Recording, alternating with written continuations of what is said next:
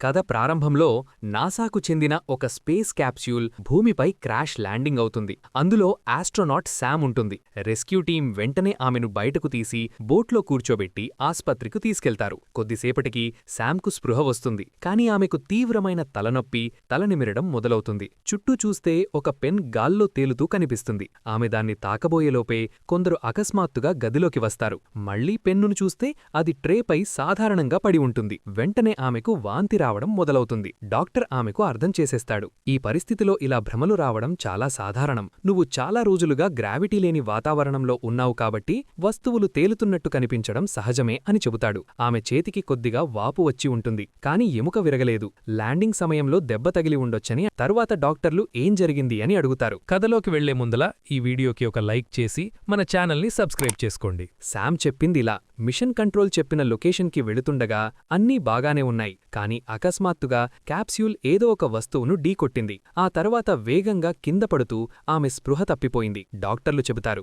క్యాప్స్యూల్లో ఒక రంధ్రం ఏర్పడింది. నీ హెల్మెట్ కూడా పగిలిపోయింది. బహుశా అంతరిక్షంలో తేలుతున్న మీటియర్ ముక్క తగిలి ఉండొచ్చు. ఆమె స్పేస్ సూట్పై ఉన్న చిన్న కణాలను పరీక్షలకు పంపారు. కొద్దిసేపటి తర్వాత శామ్ భర్త మార్క్, ఆమె కూతురు ఇజీ వచ్చి కలుస్తారు. కాని క్వారంటైన్ కారణంగా వాళ్లు గాజు అద్దం అవతల నుంచే మాట్లాడతారు. ఆమె తండ్రి విలియం కూడా అక్కడికి వస్తాడు. శామ్కు ప్రభుత్వం కూడా నాసాతో కలిసి ఈ ఘటనపై దర్యాప్తు చేస్తుందని చెబుతారు. ఎందుకంటే ఆమె క్యాప్స్యూల్ భూమి వాతావరణంలోకి ప్రవేశించిన సమయంలో చాలా వింతైన ఫ్రీక్వెన్సీలు గుర్తించబడ్డాయట. అందుకే ప్రభుత్వం శామ్ కోసం ఒక ప్రత్యేక ఇంటిని ఏర్పాటు చేస్తుంది. అక్కడ ఆమె న్యూస్ రిపోర్టర్లకు దూరంగా ఉండి విశ్రాంతి తీసుకోవచ్చు. డాక్టర్ మిషెల్ ఆమెను ఆ ఇంటికి తీసుకెళ్లి చూపిస్తుంది. 1950లో ఈ ప్రదేశాన్ని ఆయుధాల పరీక్షల కోసం ప్రభుత్వం కొనుగోలు చేసిందని, ఇప్పుడు మాత్రం ముఖ్యమైన వ్యక్తులను ఉంచేందుకు ఉపయోగిస్తున్నామని చెబుతుంది. బయట ఒక టెలిస్కోప్ కూడా ఉంటుంది, శామ్కు అంతరిక్షం మిస్ కాకుండా ఉండేందుకు. శామ్ టెలిస్కోప్ వాడబోయినప్పుడు ఒక్కసారిగా పెద్ద శబ్దం వస్తుంది. ఆమె తల బాగా నొప్పిచేస్తుంది. వింత వింత దృశ్యాలు కనిపించడం మొదలవుతుంది. మిషెల్ ఆమెను ఆపి, ఇవి అన్నీ సాధారణమే. కొద్దిగా ముక్కునిజ్జి రక్తం రావడం, గాల్లో ఏదో తేలుతున్నట్టు కనిపించడం లాంటివి ఉంటాయి. ఎక్కువగా పట్టించుకోకు అని చెబుతుంది. నువ్వు పూర్తిగా కోలుకోవడానికి కొంత సమయం పడుతుంది. విశ్రాంతి తీసుకో.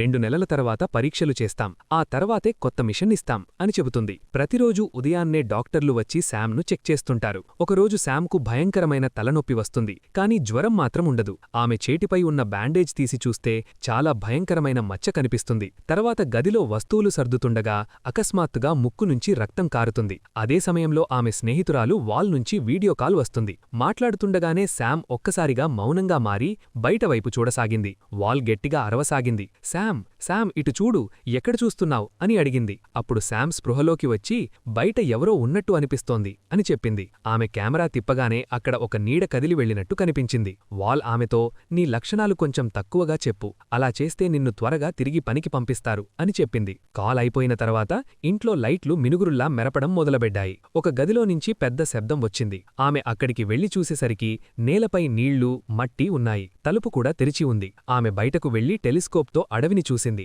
ఏదో కదలిక కనిపించింది కాని వెంటనే మాయమైంది. ఆ చోటివైపు ఒక రాయి విసిరింది. కాని నిజానికి ఏదో ఆమె ఇంటి పైకప్పుపైనే ఉంది. అప్పుడే ఆమెకు మళ్లీ ఆ వింత శబ్దాలు వినిపించాయి. మనుషులు, క్రాష్ జరిగిన ప్రదేశం గురించి జ్ఞాపకాలు కళ్ల ముందు మెదిలాయి. మరుసటి రోజు ఉదయం లేచి చూసేసరికి ఆమె చేతిపై బ్యాండేజ్ లేదు. ఆ మచ్చ ఇంకా పెద్దగా మారింది. బ్రేక్ఫాస్ట్ చేస్తుండగా ఒక గుడ్డు గాల్లో తేలుతూ కనిపించింది. ఆమె దాన్ని తాకగానే అది కదిలింది. వదిలేసినా గాల్లోనే తేలుతోంది. అయితే డాక్టర్లు వచ్చేసరికి ఆమె దృష్టి మళ్లిపోయింది. అప్పుడు ఆ గుడ్డు కింద పడిపోయి పగిలిపోయింది. అంటే నిజంగానే అది గాల్లో తేలుతోంది. డాక్టర్లు మళ్లీ ఆమెపై చాలా పరీక్షలు చేశారు. వ్యాయామం చేస్తుండగా ఆమె కాలుకు ఒక్కసారిగా షాక్ లాంటిది తగిలింది. కాని ఆమె లేదు, అంతా బాగానే ఉంది అని చెప్పింది. పరీక్షల తర్వాత శామ్ చాలా అలసిపోయింది. కొద్దిసేపు ఐసింగ్ చేసింది. మిషెల్ చెప్పింది, ఈ టెస్ట్లు కాస్త కఠినంగా ఉంటాయి కాని నాసాకు అవసరం. ఆమె ఏమైనా లక్షణాలు ఉన్నాయా అని అడిగింది. కాని స్నేహితురాలు చెప్పినట్టే శామ్ అబద్ధం చెప్పింది. అన్నీ బాగానే ఉన్నాయి అని చెప్పింది.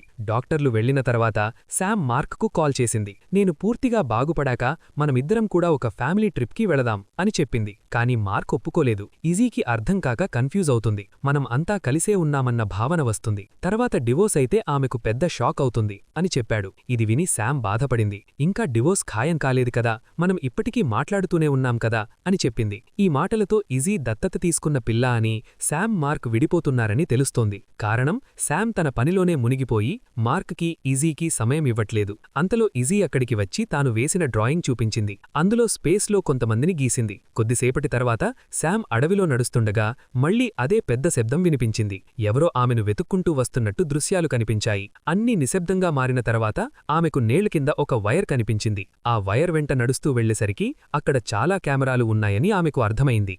ఇవన్నీ చూసిన శామ్ కాస్త భయపడింది. అక్కడనుంచి తిరిగి వెళుతుండగా అకస్మాత్తుగా ఆమె కాలు ఏదో దానికి తగిలి జారిపడిపోయింది. ఆ తర్వాత ఆమె తన బెడ్పై స్పృహలోకి వచ్చింది. తల బాగా నొప్పి చేస్తోంది. జుట్టులో రక్తం అంటుకుంది. అప్పుడామెకు బయట ఎవరో ఉన్నట్టు అనిపించింది. కొద్దిసేపటికి ఒక వ్యక్తి గదిలోకి వచ్చాడు. "నువ్వు బయట గాయాలతో కనిపించావు, అందుకే నిన్ను లోపలికి తీసుకొచ్చాం" అని చెప్పాడు. శామ్ అతనిని "నువ్వెవరు?" అని అడిగింది. అదే సమయంలో వెనకనుంచి శామ్ తండ్రి విలియం వచ్చాడు. "ఇల్లు ఖాళీగా కనిపించడంతో నేను సెర్చ్ టీంని పంపించాను" అని చెప్పాడు. అలాగే ఆమెను మందలిస్తూ "నువ్వసలు విశ్రాంతి తీసుకోవడం లేదేంటి?" అన్నాడు. శామ్ కెమెరాల గురించి అడిగితే విలియం చెప్పాడు, "ఈ ఇంటి వివరాలన్నీ నాసాకు చెప్పలేదు. ఇక్కడ చాలా చోట్ల రహస్య కెమెరాలున్నాయి." ఆ తర్వాత ఫర్నిచర్ వెనక ఉన్న ఒక రహస్య మార్గం చూపించాడు. ఆ మార్గం కింద ఒక పెద్ద ప్రాంతానికి తీసుకెళ్తుంది. అక్కడ అత్యంత ముఖ్యమైన వ్యక్తులను దాచే ఏర్పాట్లు ఉంటాయి. విలియం కంప్యూటర్ ఆన్ చేయగానే అన్ని కెమెరాల ఫుటేజ్ స్క్రీన్పై కనిపించింది. ఎమర్జెన్సీ సమయంలో ఈ ఇల్లు తనంతట తానే పూర్తిగా మూసుకుపోతుంది. బయటనుంచి గట్టి పొర ఏర్పడుతుంది. లోపల రక్షణ వ్యవస్థలు కూడా ఉన్నాయి. అవసరమైతే ఈ ఇల్లు శత్రువుపై దాడి కూడా చేయగలదు. కాని నీకు అవి అవసరం రావు అని చెప్పాడు. విలియం వెళ్లిపోయిన తర్వాత స్క్రీన్లలో అకస్మాత్తుగా డిస్టర్బెన్స్ రావడం మొదలయ్యింది. శామ్ తన చేతిని చూసింది. ఆ గాయం ఇప్పుడు మోచేతి వరకు వ్యాపించింది. ఆమె దాని ఫోటో తీసి వాల్కు పంపింది. "ఇది చూడు, ఇలా అయిపోయింది" అని చెప్పింది. వాల్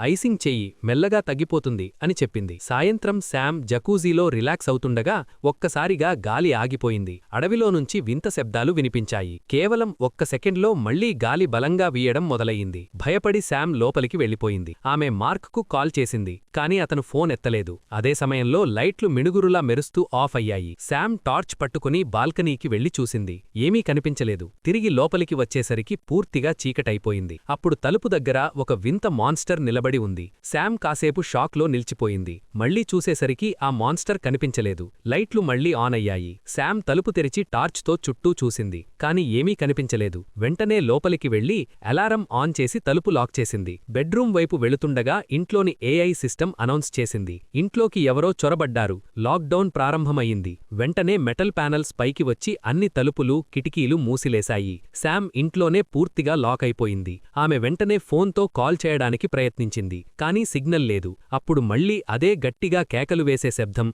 ఆమె చెవులను చీల్చినట్టుగా వినిపించింది. వెనకనుంచి శబ్దం వినిపించడంతో శామ్ తిరిగి చూసింది. కాని అక్కడెవ్వరూ కనిపించలేదు. పక్క గది నుంచి ఒక భయంకరమైన గర్జన వినిపించింది. శామ్ భయంతో కిందికి పరుగెత్తింది. ఆ క్రియేచర్ చాలా వేగంగా ఆమె వైపు వస్తున్నట్టు అనిపించింది. శబ్దాలు మరింత పెరగడంతో శామ్ లైట్ల స్విచ్చుల దగ్గరకు వెళ్లి అన్ని బటన్లు నొక్కింది. కాని ఏమీ జరగలేదు. బయటికి వెళ్లే తలుపులు కూడా తెరుచుకోలేదు. అదే సమయంలో గది తలుపు హ్యాండిల్ కదిలింది. కాని శామ్ ఫ్లాష్ లైట్ పైకి వేసిన వెంటనే అది ఆగిపోయింది. కొద్దిసేపటి తర్వాత శామ్ ధైర్యం చేసి తలుపు తెరిచి చుట్టూ చూసింది. కిటికీ దగ్గర పెట్టిన మొక్క కదులుతున్నట్టు కనిపించింది. భయంతో ఆమె చేతిలోని టార్చ్ కూడా కింద పడిపోయింది. తొందరగా దాన్ని ఎత్తుకొని మొక్కవైపు చూసింది. అంతలోనే ఒక వింత చెయ్యి అద్దాన్ని తాకింది. శామ్ గట్టిగా అరవసాగింది. వెంటనే కిందికి పరిగెట్టి తండ్రి చూపించిన బంకర్ ఏరియాలోకి వెళ్లిపోయింది. అక్కడ కెమెరాల సహాయంతో బయట పరిస్థితిని చూడసాగింది. మొదట స్క్రీన్లు పనిచేయలేదు. తర్వాత సరైన స్విచ్ ఆన్ చేయగానే ఒక కెమెరాలో ఆ క్రియేచర్ బయట గడ్డిపై కూర్చొని ఉన్నట్టు కనిపించింది. లైట్లు మిణుగురులా మెరిసి ఆ క్రియేచర్ ఒక్కసారిగా మాయమైపోయింది. అచ్చం అప్పుడే ఫోన్ మోగడంతో శామ్ ఉలిక్కిపడి లేచింది. తాను కంప్యూటర్ డెస్క్ మీదనే నిద్రపోయానని ఆమెకు అర్థమయ్యింది. ఆమె పైకి పరుగెత్తింది. అక్కడ విలియం మరియు అతని టీం ఉన్నారు. శామ్,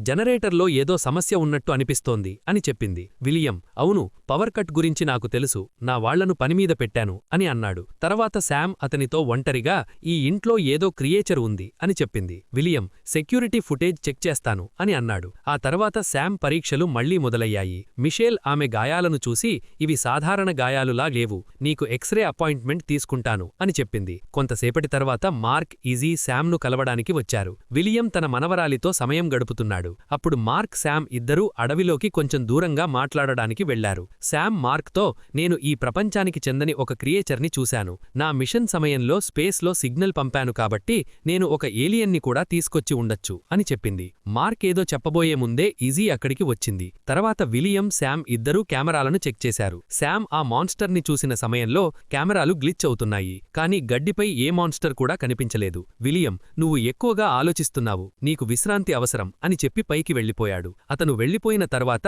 శామ్ కంప్యూటర్తో మొత్తం ఇంటిని స్కాన్ చేయించింది. కంప్యూటర్ మొత్తం 9 మందిని గుర్తించింది. వాళ్లు కుటుంబ సభ్యులు, విలియం టీం వాళ్లే. కొద్దిసేపటి తర్వాత ఈజీ, మార్క్, శామ్ అడవిలో నడవడానికి వెళ్లారు. మార్క్, శామ్ మాట్లాడుకుంటున్నప్పుడు ఒక్కసారిగా ఒక వింత శబ్దం వినిపించింది. అదే సమయంలో ఈజీ అకస్మాత్తుగా కనిపించకుండా పోయింది. వాళ్లు భయంతో ఈజీని వెతకడం మొదలుపెట్టారు. అంతలోనే ఈజీ వాళ్ల వెనక నుంచి వచ్చింది. ఆమె చేతిలో ఒక చనిపోయిన పురుగు ఉంది. అప్పుడు అడవిలోని అన్ని పొదల్లో పురుగులు గట్టిగా శబ్దం చేయడం మొదలుపెట్టాయి. ఒక పురుగు వచ్చి చెట్టుకు ఢీకొట్టింది. ఇవన్నీ చూసి భయపడిపోయిన వాళ్లు ఇంటివైపు పరిగెత్తారు. కుటుంబం మొత్తం ఇంట్లో దాక్కుంది. పురుగులు కిటికీలకు అంటుకొని కూర్చున్నాయి. వెలుగు పూర్తిగా మూసుకుపోయింది. కొంతసేపటి తర్వాత ఆ పురుగులు వెళ్లిపోయాయి. కాని కిటికీ అద్దాలు బాగా అంటుకట్టుగా మారిపోయాయి. కిటికీల కింద చాలా పురుగులు చనిపోయి పడి ఉన్నాయి. శుభ్రం చేసే టీం అక్కడికి వచ్చింది. నాసా ఆఫీసర్ ఒకడు ఇది సాధారణంగా జరిగే విషయం కాదని చెప్పారు. శామ్ ల్యాబ్కి కాల్ చేసి తన స్పేస్ క్యాప్స్యూల్ టెస్ట్ రిజల్ట్స్ గురించి అడిగింది. కాని ఇంకా ఫలితాలు రాలేదని చెప్పారు.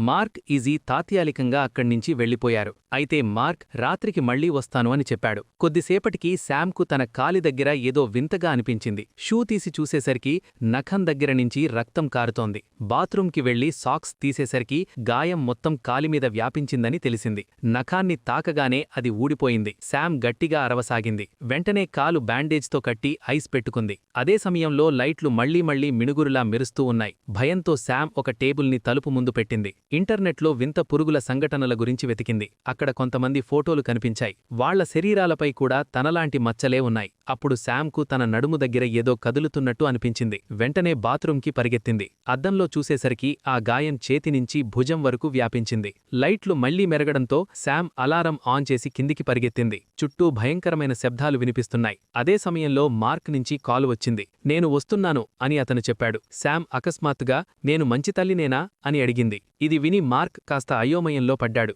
లైట్లు ఆన్ ఆఫ్ అవుతుండగా ఇంటి ఏఐ సిస్టమ్ లాక్డౌన్ ప్రారంభమైంది అని అనౌన్స్ చేసింది. శామ్ మార్క్కు ఇంట్లో ఏదో ఉంది అని చెప్పింది. శబ్దాలు ఇంకా దగ్గరగా వినిపించసాగాయి. శామ్ బంకర్ వైపు వెళ్లబోతుండగా నడుములో భయంకరమైన నొప్పి మొదలైంది. నొప్పితో అరుస్తూ ఆమె కింద పడిపోయింది. మెట్లపైనుంచి జారుతూ కిందకి చేరింది. ఆమె చేతికి జెల్లా అంటుకట్టుగా ఏదో అంటుకుంది. చూసేసరికి ఫోన్ కూడా పగిలిపోయింది. పైనుంచి శబ్దాలు వినిపించడంతో శామ్ కంప్యూటర్ దగ్గరకు వెళ్ళింది. స్కాన్ చేయగా ఇంట్లో తనతో పాటు ఇంకొక వ్యక్తి ఉన్నట్టు చూపించింది. కెమెరాలు గ్లిచ్ అవుతూ ఇంట్లో ఒక మాన్స్టర్ కనిపించింది. భయంతో శామ్ స్క్రీన్లను ఆఫ్ చేసింది. కంప్యూటర్ మళ్లీ స్కాన్ చేసి పై అంతస్తులో ఇద్దరు ఉన్నారని చూపించింది. శామ్ ఇంకొన్ని బటన్లు నొక్కగానే పైకప్పు నుంచి పొగ బయటకు రావడం మొదలైంది. ఆమె వంటగది వైపు వెళ్లగానే అక్కడ కూడా శబ్దాలు వినిపించాయి. భయంతో ఫర్నిచర్ కింద దాక్కుంది. ఓవెన్పై పడిన నీడలో ఒక మాన్స్టర్ కనిపించింది. అది శామ్ను చూడకుండా అక్కడ్నించి వెళ్లిపోయింది. ఆమె తలుపు వైపు పరిగెత్తబోతుండగా ఇంకొక మాన్స్టర్ ఎదురొచ్చింది. మళ్లీ దాక్కోవాల్సి వచ్చింది. అది వెళ్లిపోయిన తర్వాత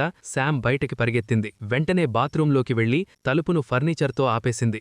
గాయపడిన చెయ్యి బాగా నొప్పి చేసింది. బ్యాండేజ్ తీసి చూసేసరికి చర్మంపై వింతగా ఏదో ఉంది. అదే సమయంలో మాన్స్టర్లు తలుపు పగలగొట్టేందుకు ప్రయత్నిస్తున్నారు. భయంతో శామ్ షవర్ ఏరియాలో దాక్కుంది. అప్పుడామెకు ఒక వెంట కనిపించింది. వెంటనే ఒక తన్ను వేసి ప్యానెల్ తెరిచింది. ఇక ఆ వెంటలోకి ఎక్కిపోయింది. ఇదే సమయంలో మార్క్, ఈజీ ఇద్దరూ ఇంటి దగ్గరకు చేరుకున్నారు. ఆ భవనం లాక్డౌన్లో ఉందని వాళ్లు గమనించారు. మార్క్ శామ్కు ఫోన్ చేయడానికి ప్రయత్నించాడు కానీ కాల్ కనెక్ట్ కాలేదు. అందుకే కారు దిగి బయటకు వచ్చి పరిస్థితి చూడసాగాడు. అప్పుడు ఈజీకి చుట్టుపక్కల ఏదో కనిపించి భయంతో పరిగెత్తింది. మార్క్ ఆమె వెనకే వెళ్లాడు. ఈజీ అడవిలో దూరంగా కనిపిస్తున్న ఒక వెలుగును చూపిస్తూ వేలుతో సూచించింది. ఇదిలా ఉండగా శామ్ వెంట్లోంచి బయటకు వచ్చి కారిడార్లోకి చేరింది. వెంటనే మెట్లెక్కుతూ పారిపోవడానికి ప్రయత్నించింది. కానీ ఒక మాన్స్టర్ ఆమె కాలు పట్టుకుని కిందకు లాగింది. కొద్దిసేపు పోరాటం తర్వాత శామ్ ఆ మాన్స్టర్ పంజాను కాలుతో తన్నేసి తప్పించుకొని అక్కడి నుంచి పరిగెత్తింది. గోడల మధ్య ఉన్న మరో చోట దాక్కుంది. అప్పటికే ఆమె శరీరంపై ఉన్న మచ్చలు వేగంగా వెలిగిపోతున్నాయి. కొంతసేపటికి ఆమెకొక దారి కనిపించింది. ఆ దారి నుంచి బయటికి వచ్చి వచ్చి అడవిలోకి చేరుకుంది. చెట్ల మధ్య పరిగెత్తుతుంటే ఆమె శరీరమంతా వెలుగుతూ కనిపించింది. చుట్టూ భయంకరమైన శబ్దాలు వినిపిస్తున్నాయి. కానీ తన కుటుంబం పిలుస్తున్న శబ్దాలు మాత్రం ఆమెకు వినిపించలేదు. రోడ్డు దగ్గర విలియం తన బృందం ఆయుధాలతో అక్కడికి చేరాడు. మనం ఎదుర్కొంటున్నది సాధారణ జంతువు కాదు, ఇది చాలా తెలివైన జీవి అని వాళ్లకు గుర్తుచేశాడు. కెమెరాల్లో అన్నీ చూసిన విలియం ఈ జీవి బుద్ధిమంతమైనదని తన టీంకు వివరించాడు. సైనికులు ఇంటి మిగతా భాగం మొత్తం చెక్ చేశారు. విలియం బంకెర్కు వెళ్లి అక్కడ అన్నీ అస్తవ్యస్తంగా ఉన్నట్టు చూశాడు. అడవిలో శామ్ కింద పడిపోయింది. మాన్స్టర్ల శబ్దాలు మరింత దగ్గరగా వినిపించాయి. భయంతో ఆమె వాళ్లను వదిలేయమని వేడుకుంది. అప్పుడొక క్రియేచర్ ఆమె ముఖాన్ని మెల్లగా పైకి ఎత్తి ప్రేమగా చూసింది. తన భాషలో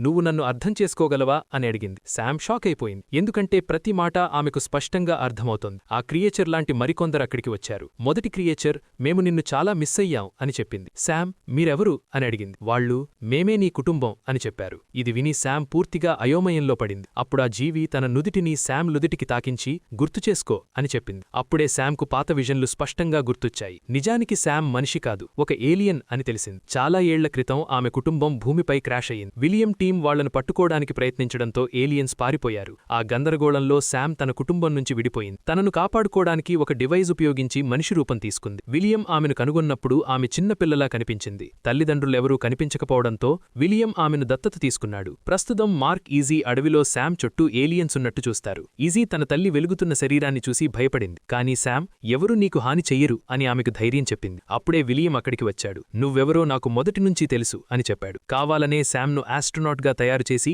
ఆ ప్రత్యేక మిషన్కు పంపాడు. ఆమెను చూసి ఆమె కుటుంబం బయటకు రావాలని అతని ప్లాన్. ఇప్పుడు అందరు ఏలియన్స్ను ఒకేసారి పట్టుకోవాలని తన టీంకు కాల్ చేశాడు. విలియం "నీ వాళ్లకు లొంగిపోమని చెప్పు" అని శామ్ను ఆదేశించాడు. కానీ శామ్ ఒప్పుకోలేదు. విలియం తుపాకీ తీస్తుండగా మార్క్ అతన్ని కింద పడేసి కొట్టాడు. అదే సమయంలో శామ్ మనిషి రూపం పూర్తిగా ముగిసిపోయి పూర్తిగా తన ఏలియన్ రూపంలోకి మారింది. సైనికులు దగ్గరకు వస్తుండగా మార్క్ "నీ ప్రాణాలు కాపాడుకో, ఇక్కడి నుంచి వెళ్ళిపో" అని చెప్పాడు. ఈజీ చేతిని ముందుకు చాచింది. శామ్ తన పంజాతో ఈజీ చేతిని మెల్లగా తాకింది. తర్వాత శామ్ తన ఏలియన్ కుటుంబంతో కలిసి అడవిలోకి పారిపోయింది. సైనికులు అక్కడికి చేరేసరికి ఆ ఏలియన్స్ ఒక ప్రకాశవంతమైన స్పేస్షిప్లో భూమిని విడిచిపెట్టి వెళ్లిపోయారు. అలాగే ఈ వీడియోకి ఒక లైక్ చేసి మన ఛానల్ని సబ్స్క్రైబ్ చేసుకోండి.